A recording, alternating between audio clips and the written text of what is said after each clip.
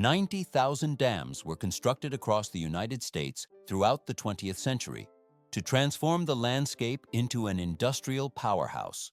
These massive concrete barriers successfully illuminated entire cities with hydroelectric power and irrigated millions of acres of farmland to sustain a growing economy. Why did this mechanical triumph result in the near-total collapse of local ecosystems? The answer lies in the biological cost paid by migratory species like the salmon.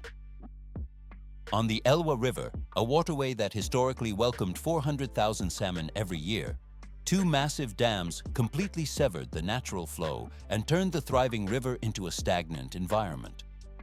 At first glance, the river seemed permanently altered beyond repair, but in reality, the damage was not as irreversible as it appeared. The process is only gaining momentum.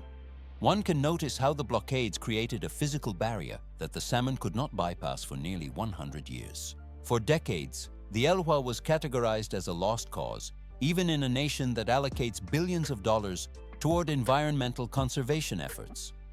This led to a rare and unprecedented administrative decision to completely dismantle the existing infrastructure and return the water to its original unobstructed path. The heavy equipment gradually removed the concrete layers of the dams, allowing the silt and water to move freely toward the sea. But this is just the beginning. Just a few years after the removal of the final fragments of the dams, a remarkable shift occurred in the river's biology. It is visible how the salmon began to reappear in remote stretches of the riverbed where they had been absent for multiple generations. The fish navigated through the newly opened channels with surprising precision. Everything only gets more complicated when considering the navigational instincts of these creatures. How were the salmon able to rediscover migration paths that their ancestors had not utilized for a full century? This question highlights the resilience of the species and the complex recovery of the entire watershed. The riverbed continues to settle into its natural configuration as the water carries nutrients downstream. Thus, the Elwha reaches a state of ecological restoration, opening the road for the return of the natural cycle. 400,000 Pacific salmon migrated annually through the river system before any human intervention altered the landscape. Why did such a massive population thrive in this specific waterway for thousands of years? One might assume it was merely the cold water of the Pacific Northwest, but the answer lies in the unique geological and biological synergy of the Elwha, which served as a perfectly calibrated nursery for 5 distinct species, including Chinook, Coho, Sockeye, Pink, and Chum. At first glance, the river seemed like a simple body of water, but in reality, it functioned as the living axis of the lower Elwha Klallam culture. The Elwha River stretched over 70 miles upstream, winding its way through the dense old-growth forests of what is now known as Olympic National Park in northwestern Washington. The camera glides along the water where the channel was filled with complex side channels and an abundance of large woody debris. One can notice how the fallen trees and gravel beds created a stable environment for juvenile salmon to seek shelter and grow without the threat of being swept away by the current.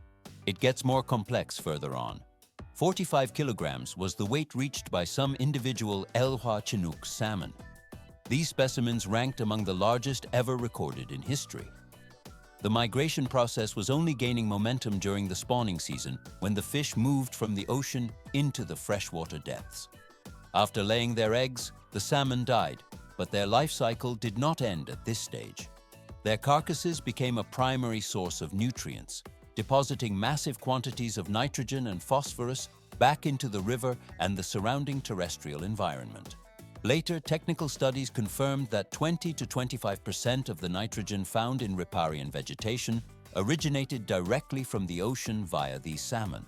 The equipment used in these measurements tracks the isotopes as they move from the water into the roots of the towering trees. Everything only gets more complicated when calculating the total biomass transferred from the sea to the forest floor. The equipment gradually measures the enrichment of the soil as the nutrients settle into the earth. This biological exchange supported the entire ecosystem, ensuring that the forests remained as robust as the river itself.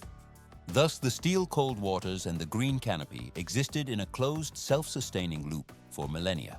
113 years ago, The first industrial barrier emerged near the mouth of the Elwha River, only a few kilometers from the ocean. This structure, the Elwha Dam, began a transformation that would soon redefine the entire regional ecosystem. Why were these massive concrete obstacles placed directly across a primary migration route? At first glance, the answer is purely economic, as the dams were designed to generate electricity for sawmills, paper mills, and the expanding infrastructure of Port Angeles. This development followed a pattern seen across the United States during the peak of the industrial era. The process is only gaining momentum. 14 years after the first project, the Glines Canyon Dam was completed much further upstream, deep within a narrow gorge. One can notice how the sheer rock walls of the canyon rise vertically, creating a natural funnel for the water. Engineers completed this second barrier in 1927, but they omitted a critical component from the design. Neither of the two dams included fish passages or ladders to allow for biological migration. It gets more complex further on. At that time, ecological science existed only in its infancy, and the preservation of salmon runs was not yet a priority for infrastructure designers. The geography of Glines Canyon itself presented a physical dead end, as the steep and cramped dimensions of the gorge made the construction of fish passage facilities nearly impossible using early 20th century technology. Even as Washington State eventually passed legislation requiring such passages, both Elwha dams remained standing through specific legal exemptions. The consequences of these barriers were immediate and severe. Within just a few years of the gates closing, more than 70 miles of upstream habitat were severed from the river system. These reaches contained the vast majority of the natural spawning grounds used by the fish. Salmon populations that once numbered in the hundreds of thousands began to disappear from the upper river. One can notice how the river channel gradually became simpler, stripped of the large woody debris and sediment disturbances that usually define a healthy waterway. The system is only gaining momentum toward a total collapse. By the late 20th century, the annual return of fish had plummeted from hundreds of thousands to only a few thousand individuals. As the salmon vanished, a cascade of negative ecological effects spread through the riparian forests. Marine-derived nutrients, normally carried upstream by the fish, were no longer deposited into the soil. Mammalian predators and various bird species became noticeably scarcer as their primary food source evaporated. It only looks obvious that a river continues to flow, but in reality, the biological rhythm was broken. For nearly 100 years, the Elwha River moved toward the sea, but the life cycle that provided its vitality was no longer whole. The harmony between the water and the species that inhabited it began to drift away from its natural state. The river remained a physical entity, but it functioned as a fragmented shadow of its former self. Thus, the era of industrial dominance over the waterway reached its peak, leaving the ecosystem in a state of prolonged stasis. 100 years of industrial history faced a critical turning point as the 20th century drew to a close. Why should structures that once powered local development be considered for complete destruction? At first glance, the dams appeared as permanent fixtures of the landscape, but in reality, their contribution to the power grid had dwindled while the ecological debt they incurred continued to mount. The benefits provided by these two massive barriers on the Elwha River grew increasingly small compared to the natural resources they had displaced over the decades. The structures were aging, their generation efficiency was low, and the financial burden of maintenance was rising at a steady rate. More importantly, both dams lay entirely within the administrative boundaries of Olympic National Park. This is a federally protected area where the priorities of ecosystem conservation had gradually come to outweigh the original industrial interests of the region. Government agencies, scientists, local communities, and the lower Elwha Klallam tribe engaged in decades of intense debate regarding the future of the waterway. Ultimately, the United States government made a rare and definitive decision to remove both dams in their entirety. Engineers rejected the alternatives of retrofitting the old concrete or constructing complex fish passages. In 1992, Congress passed the Elwha River Ecosystem and Fisheries Restoration Act. This legislation set a goal that went far beyond the simple restoration of salmon populations. It aimed to recover the entire Elwha River ecosystem to a condition as close to its natural state as possible. But this is just the beginning. The process of physically dismantling the barriers carried significant technical risks that could not be ignored. Nearly 20 million cubic meters of sediment had been trapped behind the concrete walls for almost a century. One can notice how the sheer volume of silt and sand posed a threat to the downstream environment. Removing the dams could cloud the water with dense plumes, reshape the physical structure of the river mouth, and fundamentally alter nearshore marine life. At the time, no one could be certain how quickly the salmon would return to their ancestral spawning grounds, or if the fish would return at all. Despite the persistent controversy and the technical uncertainty of the outcome, the dismantling process officially began in 2011. The camera glides along the massive concrete faces as the first heavy machinery arrives at the site. It became the largest dam removal project in the history of the United States, measured not only by its engineering scale, but also by its environmental vision. For the first time, humans deliberately chose to dismantle their own infrastructure to give the river back to its natural course. The mechanical removal of the concrete continues as the waterway begins its transition toward a state of unhindered flow. The sediment gradually shifts, and the river begins to reclaim its original path through the valley. This concludes the phase of human intervention, opening the road to the slow process of natural recovery. 100 years. That is how long the Elwha River remained severed until the final sections of the massive dams were finally dismantled. Why did this reconnection occur without the fanfare of a formal ribbon-cutting ceremony? The answer lies in the immediate physical response of the waterway itself, which began to flow according to its natural hydraulic gradient as soon as the concrete obstructions vanished. One can notice how the water moves along its historical path, carrying sediment from the Olympic Mountains down toward the Pacific Ocean. But this is just the beginning. The river's recovery did not rely solely on the removal of physical barriers. Management agencies initiated a specific support measure by releasing a limited number of both juvenile and adult salmon into the upper reaches of the watershed. These releases were small in scale and functioned as a precise jumpstart for the ecosystem rather than a large-scale, permanent hatchery operation. It is visible how the riverbed began to shift and adapt to the new flow. Within a few months, the first individual fish were documented navigating through stretches of water that had been inaccessible for nearly 10 decades. The process is only gaining momentum. By the following spawning seasons, the salmon returned to gravel beds that had remained vacant for generations. Surveys conducted by biologists revealed a surprising diversity of species reclaiming the upper river, including Chinook, Coho, Sockeye, and Chum.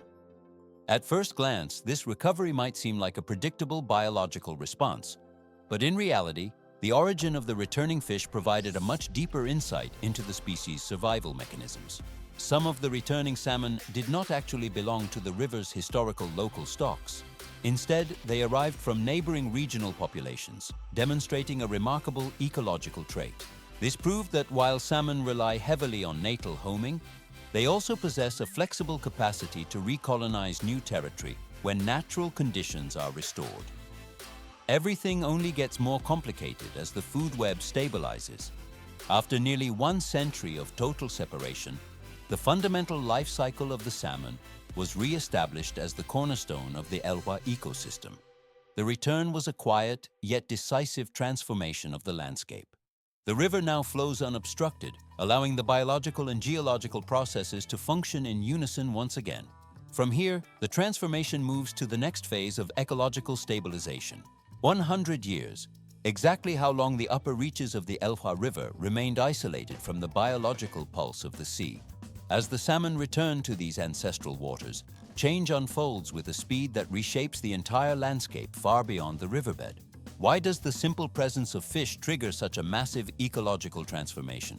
It only looks obvious that the river provides for the salmon, but in reality, the salmon provide the essential chemistry for the river.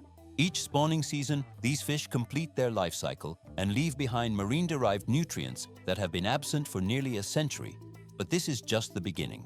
one can notice how nitrogen, phosphorus, and carbon are carried upstream in the bodies of the salmon and eventually absorbed into the water, the surrounding soils, and the riparian vegetation. The equipment used by ecological researchers has documented a clear and rapid increase in the population of aquatic insects. These organisms form the foundation of the river's entire food web. It gets more complex further on. Fish-eating birds and various riparian avian species have begun returning to the valley in steadily growing numbers. The process is only gaining momentum. Mammals like river otters, black bears, and martens now appear with increasing frequency along the banks of the Elwha.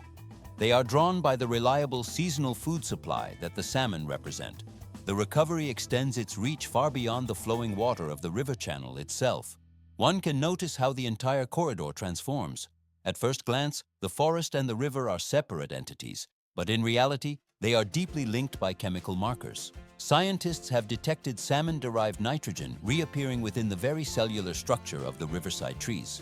This is a definitive sign that the long-broken connection between the water and the forest is finally being restored. Everything only gets more complicated as the cycle deepens. Vegetation becomes more diverse and structurally stable across the floodplain. These plants help to anchor the soils against the current, which significantly reduces the rate of erosion. Consequently, the overall quality of the water improves as the roots filter and stabilize the banks. The camera glides along the verdant shoreline where the recovery is most visible. The ecosystem is reaching a state of balance that has not been observed in several generations. From here, the transformation moves to the next phase of processing as the forest and river grow together once more. 100 years of sediment and industrial containment do not vanish without leaving physical traces on the landscape. Why did the revival of the Elwha River face such significant mechanical and biological obstacles during its initial stages? At first glance, the removal of the dams seemed like a final solution, but in reality, the ecosystem entered a period of volatile readjustment. The sudden return of tens of thousands of salmon introduced massive quantities of nutrients that the riverbed could not immediately process. This biological influx triggered a chain reaction. One can notice how the increased nutrient levels stimulated the rapid proliferation of algae and microscopic organisms in several river reaches. As these organisms thrived and eventually decomposed, they consumed large volumes of dissolved oxygen, creating seasonal deficits in the water column. But this is just the beginning. The physical structure of the river was also undergoing a violent transformation as the legacy of the dams was finally unleashed. 1 million cubic meters of long-trapped sediment began to migrate downstream once the concrete barriers were eliminated. The equipment of the natural world, the current and gravity, pushed this material forward, causing the water to remain heavily turbid for the first several years of the transition. This massive movement of silt and gravel physically reshaped the river mouth, creating new deltas and altering the coastline. Concerns among local stakeholders grew as the environment shifted. Some fishers observed that the salmon runs were becoming more dispersed across the expanding river system, making traditional patterns less predictable. It gets more complex further on.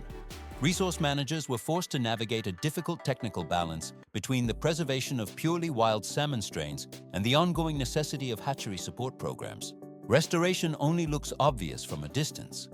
The Elwha did not instantly revert to a pristine or idealized state after the final blocks of the dams were cleared. Like any complex system released from prolonged artificial control, the river requires a significant duration of time to recalibrate its internal mechanics. The process is only gaining momentum as the waterway seeks to establish its own stable equilibrium through natural succession. Each cubic meter of sediment and every spawning cycle contributes to the slow stabilization of the ecosystem. The transformation moves toward a stage of mature recovery where the river functions independently of human intervention. Thus, the steel and concrete are gone, but the biological and geological work of the river continues as it finds a new rhythm. One river system alone does not define the history of North American dam removal, as another vital waterway in the western United States underwent a parallel and equally fundamental structural metamorphosis. The Klamath River remained fragmented for 8 decades, divided by concrete barriers that disrupted its natural hydrology and biological connectivity. Why was this specific river considered one of the most significant salmon migration corridors in the entire region? For thousands of years, its waters provided the primary sustenance for indigenous communities and supported the intricate balance of riparian ecosystems. But this is just the beginning. Construction of hydroelectric dams during the 20th century created an impassable physical barrier that severed salmon from their ancestral upstream spawning habitats. One can notice how fish populations began a sharp and documented decline as the artificial obstructions blocked the path to the cooler waters of the upper reaches. Water quality deteriorated over time, leading to intensified conflicts between the disparate interests of hydropower generation, industrial agriculture, environmental conservation, and the fundamental rights of indigenous tribes. The solution did not involve the installation of mechanical fish ladders or the retrofitting of existing turbine structures. It only looks obvious to repair old systems, but in reality, the only viable path to restoration was the total removal of the dams to allow for the return of unhindered natural flow. The process is only gaining momentum. 4 large dams spanning the borders of 2 states, Oregon and California, were designated for decommissioning and destruction. This required the unprecedented coordination of dozens of local administrative communities, state management agencies, and multiple indigenous tribal governments. Such a massive undertaking established the project as one of the most complex engineering and environmental decisions ever executed within the borders of the United States. It is visible how the landscape changes as thousands of tons of concrete are systematically dismantled. Salmon began returning to river reaches that had been inaccessible for nearly 100 years when the final dams were removed in the early 2020s. It seems simple to compare this to other projects, but the Klamath operated on a vastly different scale than its predecessors. If the restoration of the Elwha proved that small river systems possess the capacity to rebound with high velocity, the Klamath serves as a technical demonstration that even large and heavily stressed basins can achieve recovery. This occurs as long as the primary ecological corridors are reopened and the natural flow of the water is reinstated. The river returns to its original channel as the final remnants of the hydroelectric infrastructure are cleared away. This concludes the primary phase of the restoration, leaving the waterway to stabilize through its own physical and biological processes. 4 large dams stand in a deliberate mechanical succession along the lower reaches of the Snake River.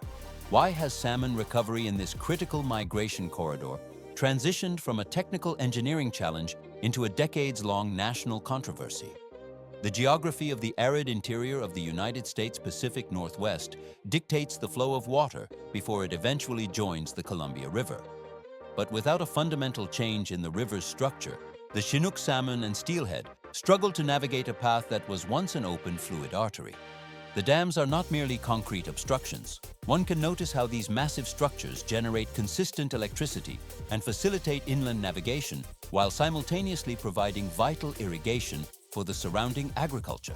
Each individual dam on the Snake River functions as more than an ecological barrier. It serves as a foundational economic and political pillar for the livelihoods of a vast region. But this is just the beginning. The industrial and logistical stability provided by the dams has created a rigid system that resists the natural requirements of the local ecosystem. Over many years, engineers and biologists have implemented a wide range of mitigation measures to counteract the presence of the concrete walls. Fish ladders are constructed to provide artificial pathways, and specialized barges transport fish around the turbines with calculated precision. Flow management protocols are activated to simulate the natural movement of water designed to support migration. At first glance, these measures seem like a comprehensive solution, but in reality, they have failed to reverse the biological trend. The process is only gaining momentum as the environmental pressure increases. Salmon populations continue to decline despite the millions of dollars invested in technical bypasses and habitat adjustments. This persistent failure has pushed the debate to its core question: should these 4 dams be removed entirely? The equipment remains operational, yet the biological indicators suggest a system in terminal collapse. It only looks obvious to some that removal is the answer, but the reality is anchored in the massive energy output and food security the dams provide. On the Snake River, the decision to dismantle or maintain the infrastructure extends far beyond the survival of a single species. It involves the intricate balancing of energy production, stable jobs, and the transport of agricultural goods through the heart of the country. This remains one of the most complex and hotly debated issues in the broader effort to restore the ecosystems of the United States. The situation concludes this phase of the controversy, leaving the future of the river and its industry in a state of unresolved tension. Three distinct river systems, the Elwha, the Klamath, and the Snake, serve as the primary evidence that ecological restoration functions not as a predetermined formula, but as a complex sequence of difficult choices between human requirements and the preservation of the natural world. Why is the concept of restoration so frequently misunderstood as a simple return to the past? It only looks obvious that we are attempting to reverse history. But in reality, true restoration focuses on establishing the necessary physical conditions for nature to adapt within a global environment that has already undergone permanent transformation. The process is only gaining momentum. One can notice how the Elwha represents neither a spontaneous miracle nor a final conclusion to the environmental narrative. It serves as technical proof that when the industrial footprint is reduced, river systems possess the mechanical and biological capacity to chart their own independent course forward. It seems simple to remove a barrier, but the subsequent recovery depends entirely on the river finding its own hydraulic equilibrium. Everything only gets more complicated further on. Thousands of other rivers currently face the same fundamental structural inquiry regarding their future. The central technical challenge lies in determining the precise amount of physical space required for these ecosystems to function autonomously without constant human intervention. One can observe the gradual shift in focus from total control to managed natural processes. Thus, the current phase of river management concludes by shifting the focus toward a future where nature operates on its own terms.